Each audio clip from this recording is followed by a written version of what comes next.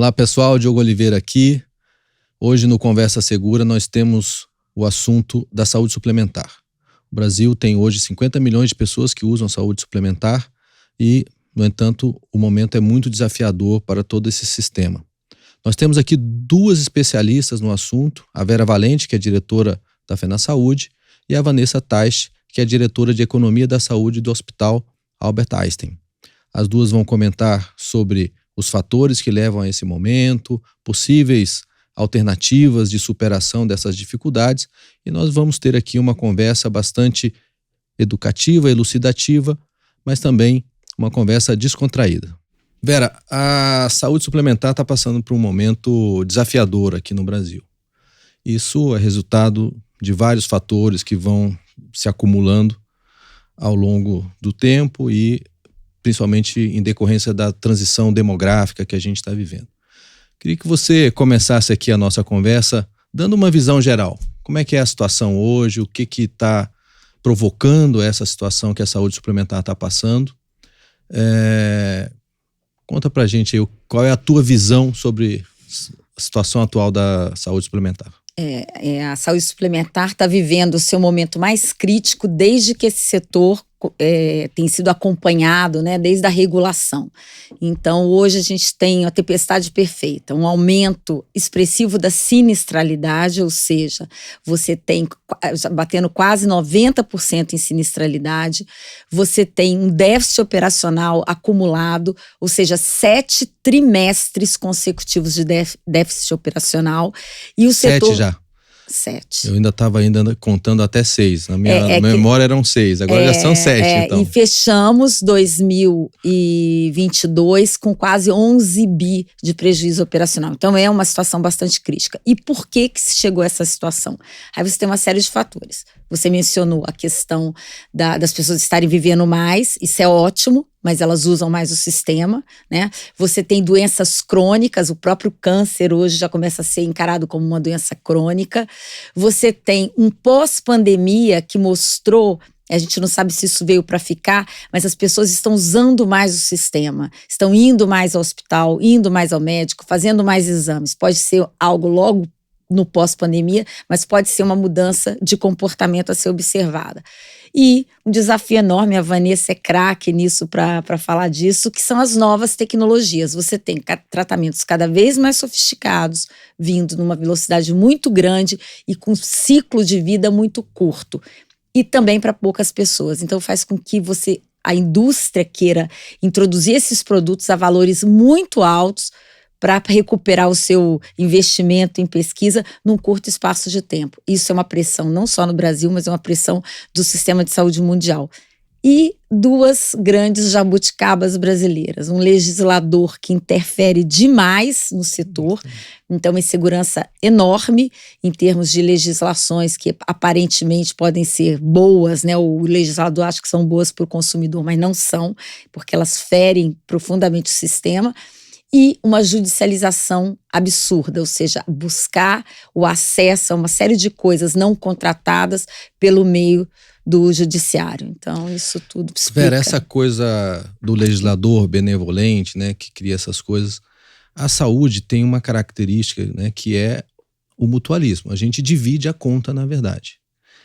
É isso que você está querendo dizer, né? Que, olha, atender é sempre melhor, todo mundo quer ser atendido, mas a gente tem que ter a noção de que no final a conta vem para todos e acaba tirando pessoas do sistema que ajudariam a fazer o sistema ficar mais barato para todo mundo. É mais ou menos por aí. É exatamente isso. A operadora de saúde, ela funciona nesse conceito do seguro. Ela não tem o recurso dela, ela gerencia o recurso de quem está no sistema.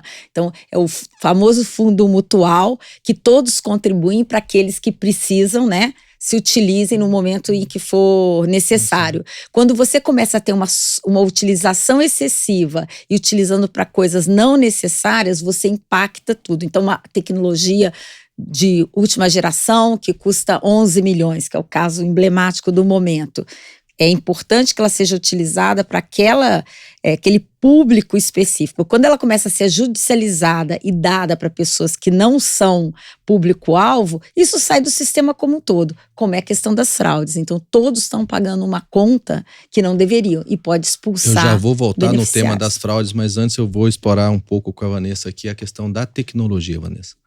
Por que a tecnologia em saúde sempre vai aumentando o custo, vai ficando sempre mais caro? Por que a tecnologia em outros setores, né, vai sempre ficando mais barato? E na saúde é diferente. Por que isso acontece? Eu acho que tem um aspecto diferente da saúde, que é o fato de que a tecnologia nova não substitui a antiga.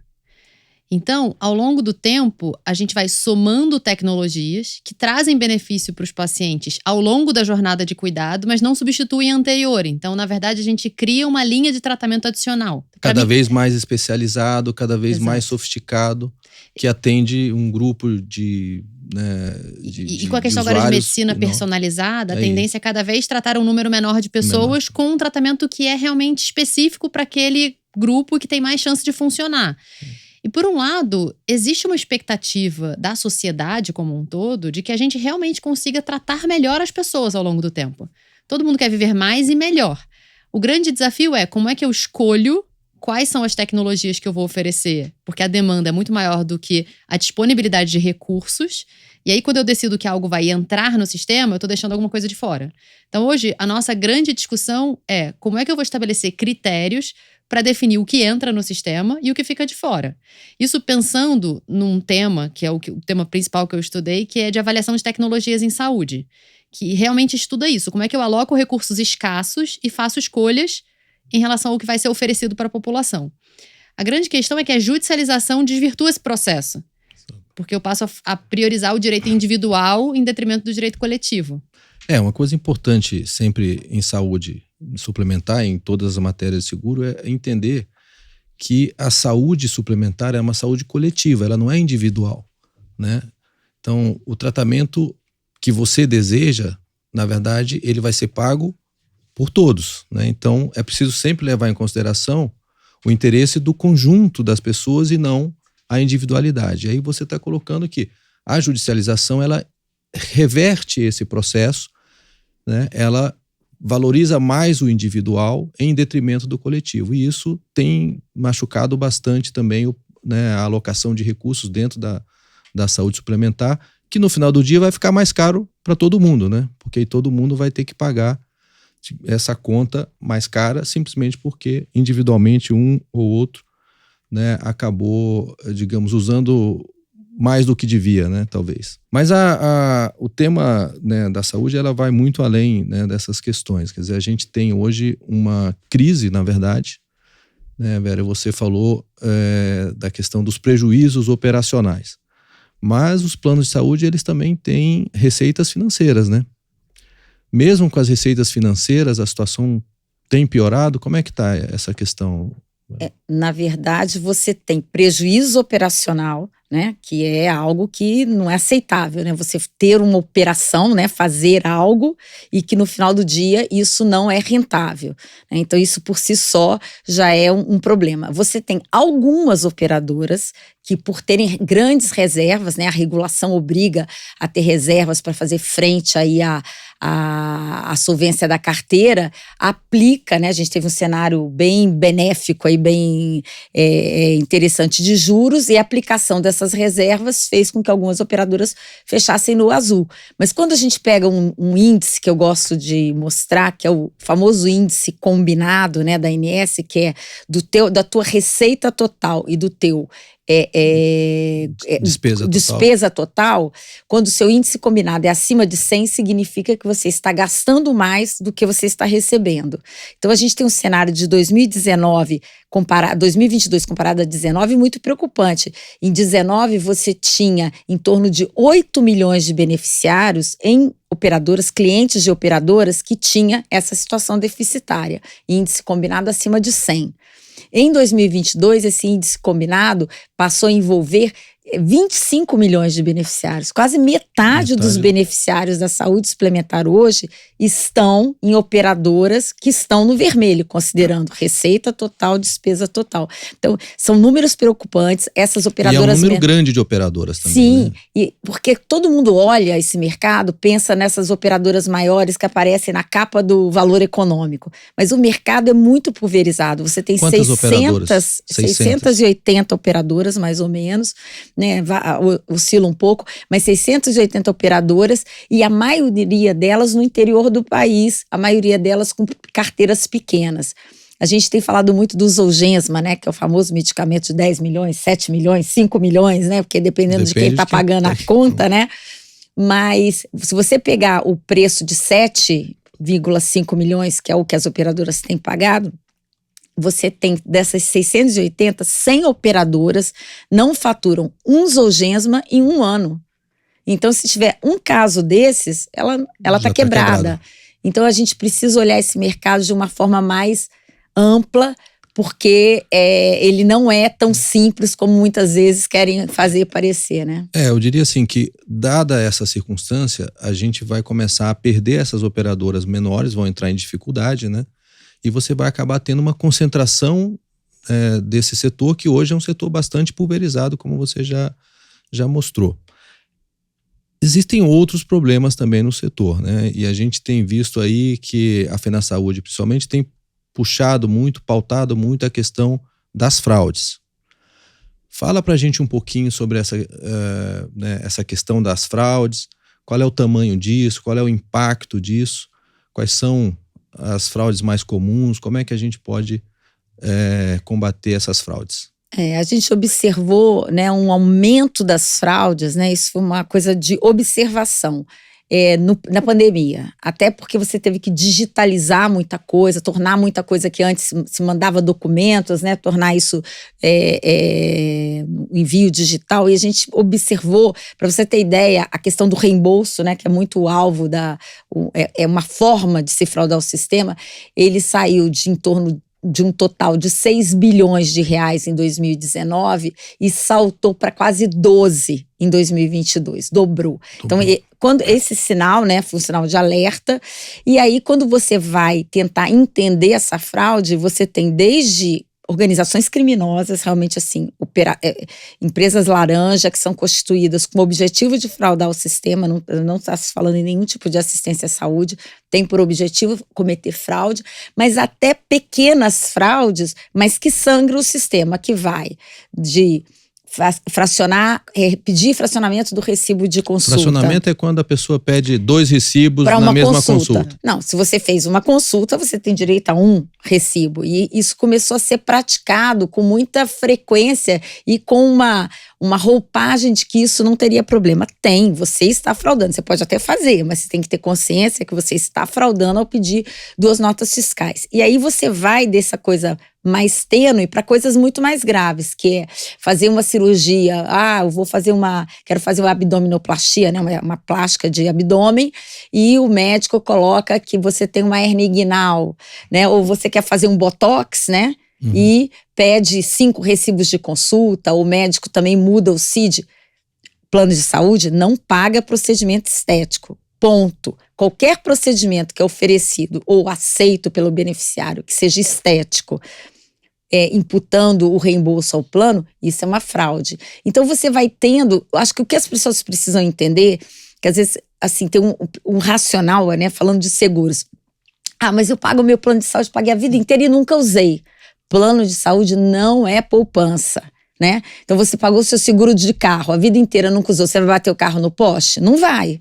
Então, a mesma coisa, você não pode achar que porque você nunca usou, você tem direito a usar por uma coisa indevida. Então, essa mentalidade, ela tá sangrando o sistema. E aí você pode cometer uma fraude para um botox, sei lá, 3 mil reais e alguém pode estar fraudando em algo de 300 mil reais. Então, no fundo, todos estão sendo prejudicados. Então, o que a gente está falando, não se deixe usar, porque quem está enriquecendo às custas disso, está enriquecendo às custas do seu plano de saúde, muitas vezes pago pelo seu empregador.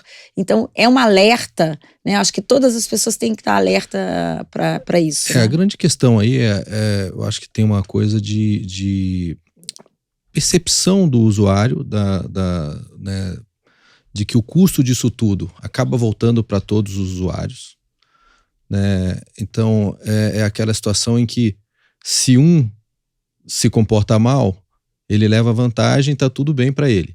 Mas se todos se comportam dessa maneira, no fim ninguém tá levando vantagem, né?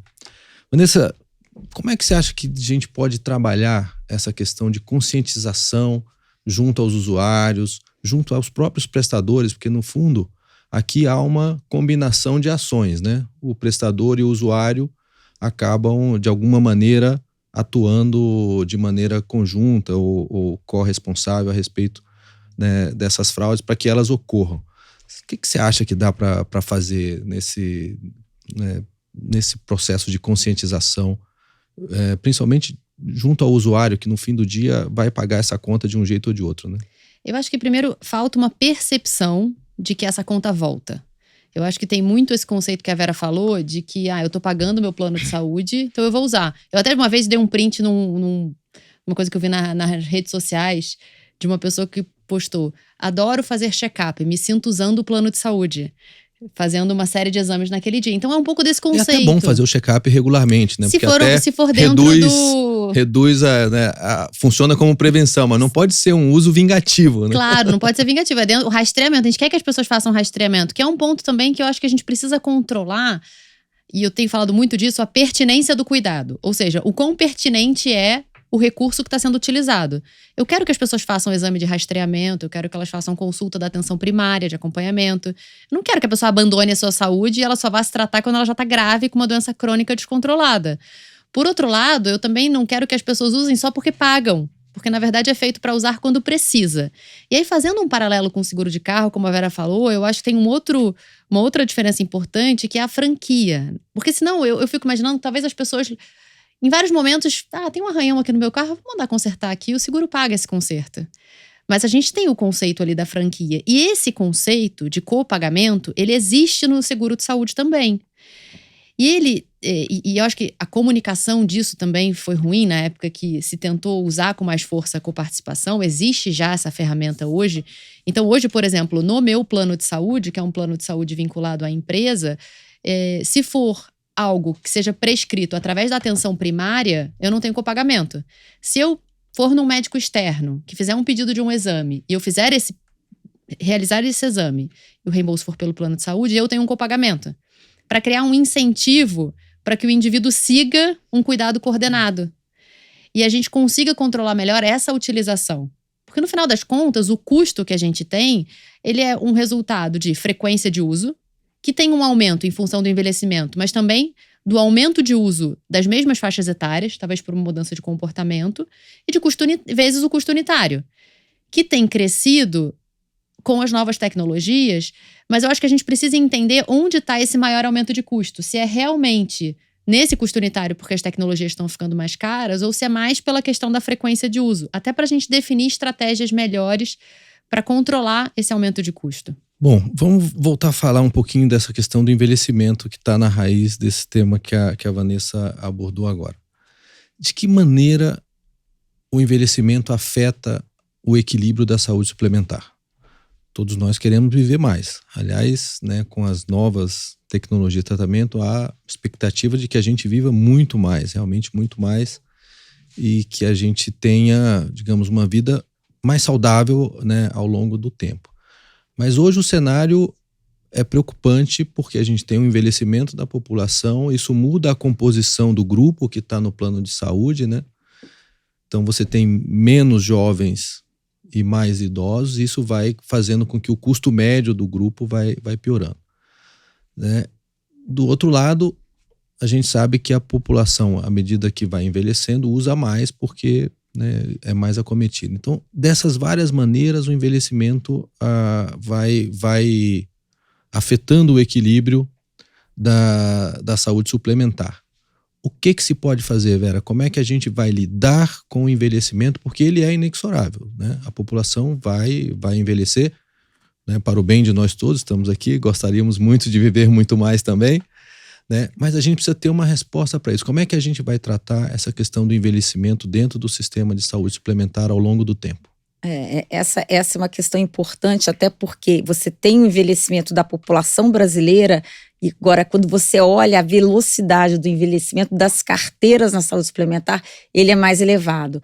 Você tem aí um fenômeno que é os mais jovens não estão querendo entrar no sistema, né? Você tem uma mudança, inclusive, do formato do emprego, esse emprego que dá plano de saúde, não é mais a regra, né? Então você tem até o jovem entra no mercado de trabalho, mas não tem uma empresa que ofereceu o plano de saúde. Quando ele precisa pagar ou ter uma coparticipação, ele prefere não ter esse benefício. Enquanto isso, os mais velhos, a carteira, a gente perdeu o beneficiário, percentualmente, perdeu beneficiários na faixa mais jovem e ganhou 36% de beneficiários nos 60 a mais. Então já é um desafio. Pronto. Então, assim, um mecanismo seria como atrair os mais jovens para esse mercado. Então, é um plano de consultas e exames, é um plano mais simples, que seria mais acessível, esse jovem, né, atenderia a necessidade maior dele em termos de atenção à saúde, que é fazer exames, é fazer, né, prevenção, etc. E também a palavra, né, que a gente sempre usa, a jornada dessa pessoa ao longo da vida, né, que é uma melhor organização tá com os exames em dia, com a saúde bem cuidada. Agora, é um desafio até cultural, né? Porque a Vanessa tocou nesse tema. A gente não tem a cultura de organizar a entrada. Você vai na alta, né, no hospital, na urgência e emergência. Eu tô com uma dor há 3 semanas e você vem na urgência e emergência.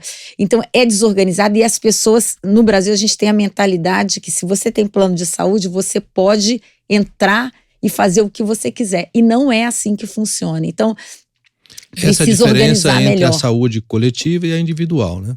Exatamente. O individual, você paga, você faz o que você quer. O coletivo, existe um grupo que está pagando a conta, então essa conta precisa ser ratificada por esse grupo. Melhor, né? Distribuída. Tem que ser melhor distribuída, porque no final todos nós vamos pagar a conta e, né, digamos, não é justo que cada um faça o que quiser, né? E até eu quero fazer, eu escutei um dado hoje, né, participando de um debate que eu achei muito interessante, que é uma análise de uma carteira em que foi observado, o gestor desse plano, é um plano de autogestão, observou que quando você pega, né, os 10 últimos anos de vida da pessoa, aonde está o maior custo é no que ele chamou de evento morte, ou seja, esse final da vida, ele tem um peso muito maior no custo dessa pessoa, que é um pouco essa ansiedade que a gente vê de prolongar indefinidamente algumas situações. O câncer tem muito isso, né?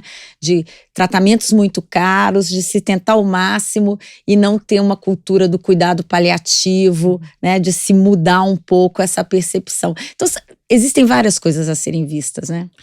Temos muitas coisas e eu tenho aqui mais uma que eu acho que também precisa ser vista. Vanessa, você, né, trabalha num operador de saúde, na verdade. E qual é o papel do operador dentro dessa equação? Como é que o operador de saúde pode ajudar, né, o prestador de serviço, o médico, a clínica, o hospital? Como é que eles podem contribuir dentro dessa equação para que a gente, né, vá enfrentando esse grande desafio com algumas soluções também combinadas? Hoje, até não tenho certeza desse número, mas um percentual muito grande da receita dos prestadores vem... 85%. 85% da receita vem dos prestadores, né, dos planos de saúde, do seguro de saúde. O prestador tem um papel muito importante dentro dessa equação de equilíbrio do sistema. Como é que você vê isso? O que você acha que dá para fazer? Com certeza. Eu acho que é responsabilidade do prestador se preocupar com o que é realizado para os pacientes. Se é dentro daquela discussão do que é pertinente ou não, se é pertinente ou não. Mas os incentivos que existem hoje na cadeia de valor da saúde não são a favor do fato de que o prestador se preocupe com isso. Então, hoje, por exemplo, e isso é muito dependente do prestador ter essa iniciativa. Então, hoje, dentro do Einstein, por exemplo, a gente tem algumas iniciativas de avaliação da adequação de indicações de procedimentos cirúrgicos. Então, a gente tem um grupo dentro da prática médica, por exemplo, que avalia todos os agendamentos de cirurgia de colecistectomia, de retirada da vesícula, que é um procedimento de grande volume. Então, a gente avalia se todos os exames necessários para indicar aquele procedimento foram realizados, se a indicação está dentro do protocolo. Quando não está, eles entram em contato com o médico assistente e já chegou a algumas situações de cancelar procedimentos cirúrgicos. Pode ser que sejam feitos em outro hospital, mas pelo menos não são feitos lá.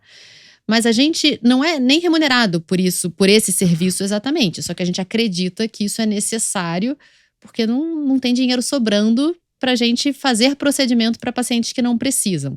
Mas eu acho que esse tipo de iniciativa precisa ser incentivado para os hospitais. Porque hoje o mercado de saúde suplementar, e aí pensando nos prestadores, ainda é muito remunerado por volume, realmente. Sim.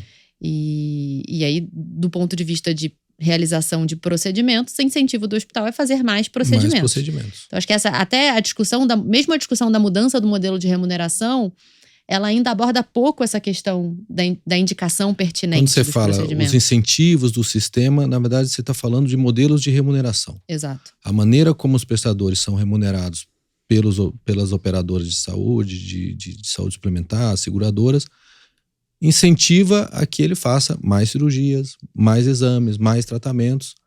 E a gente poderia ter modelos alternativos que, digamos, não fossem tão incentivadores do uso não pertinente, para usar a tua palavra.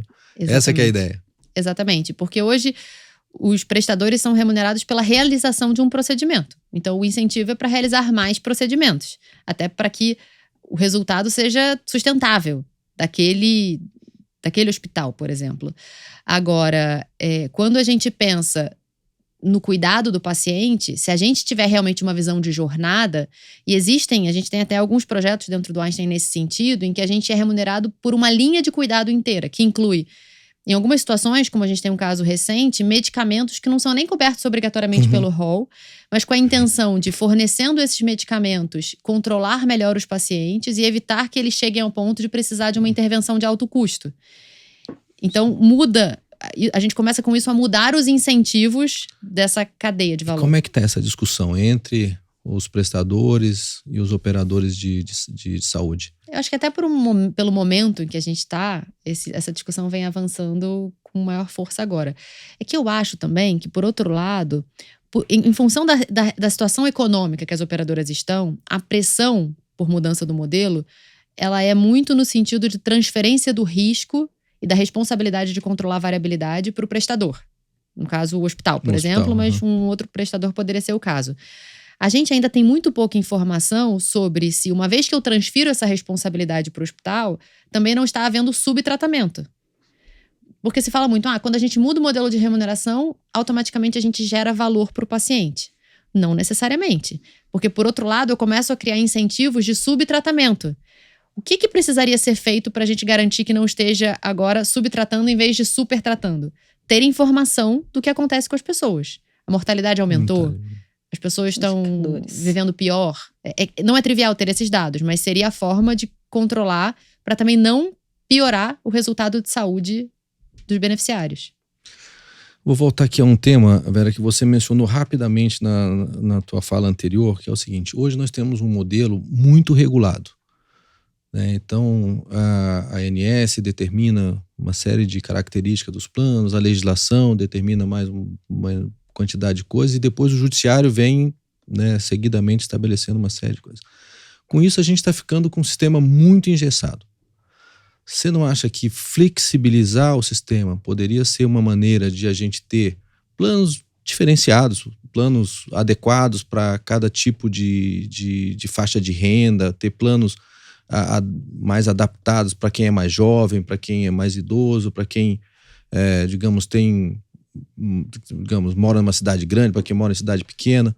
Ter mais flexibilidade do sistema, ter produtos diferenciados, não seria também uma alternativa para a gente atrair mais gente para dentro do sistema e com isso dividir essa conta por um número maior de pessoas, fazendo com que o custo de tudo fique mais barato para cada um? Nós, a Fena Saúde, nós defendemos essa essa possibilidade, né? O que a gente coloca é que você precisa mais do que nunca dar a opção para a pessoa olhar a sua necessidade versus a sua capacidade de pagamento. Eu posso querer um plano completíssimo que me desloque de helicóptero. Existe, só que eu não posso pagar.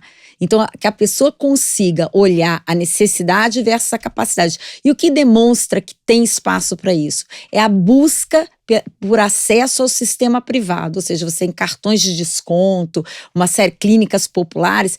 A pessoa que busca essa alternativa, ela não tem um plano de saúde, porque se ela tivesse, ela já teria acesso ao sistema. Então você vê, né, e as pesquisas confirmam isso, quantas pessoas querem acessar o sistema privado de saúde.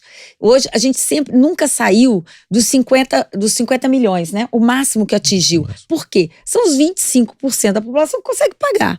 E aí você tem uma variabilidade que ficou muito caro, né? Expulsa alguns, mas nunca saiu disso. Como trazer mais pessoas? E você trazendo mais pessoas para a saúde privada, você desonera o SUS, né? A lógica e o contrário também, né? Se você onera muito a saúde privada, você acaba expulsando beneficiários para o SUS. Então a gente defende essa mudança, que ela seja pragmática, né? Porque existe, né, uma certa ideologia, não, tem que oferecer tudo, ou é tudo, mas é tudo ou nada. O problema é que né? É isso, exatamente. A gente está no tudo ou nada, e aí a gente está com 25% da população que está no tudo, isso. E 75% da população que depende do SUS. Depende unicamente do SUS, com todas as dificuldades que o SUS ainda tem, né, de atendimento e de qualidade. Assim, precisa de pragmatismo, né? Ou seja, o legislador não pode usar uma discussão dessa para questões políticas, para angariar votos.